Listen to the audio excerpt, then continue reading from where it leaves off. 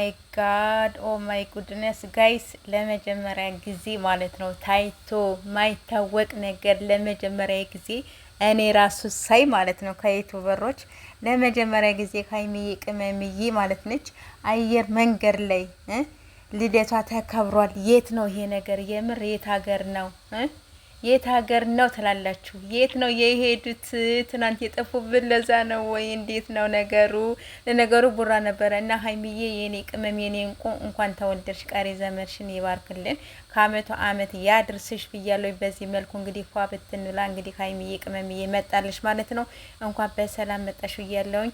እምር ይበልብሽ፣ ከዚህ በላይ ይመርብሽ። እንግዲህ እየረጨችው ነው አፈነዳችሁ ጋይስ፣ አፈነዳችሁ። የምር እንዴት እንዳማረባት ይመርብሽ የኔ ቅመም የኔ እንቁ ማለት ነች። እንግዲህ በዚህ መልኩ ፏ በትን ብላ መጣለች። እንግዲህ በኋላ ደግሞ በሰፊው ደግሞ ይገናኛሉ ማለት ነው። ሁላችንም ደግሞ እንጠብቃለን። በሰዓታችሁ ኑልን ነው የምንለው።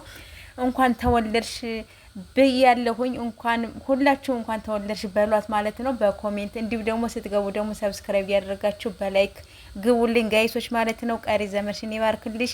መልካም ቀን ይሁንልሽ። ወደ ድድ ነው የምናደርግሽ የኛ እንቁ የኛ ጨረቃ ማለት ነሽ።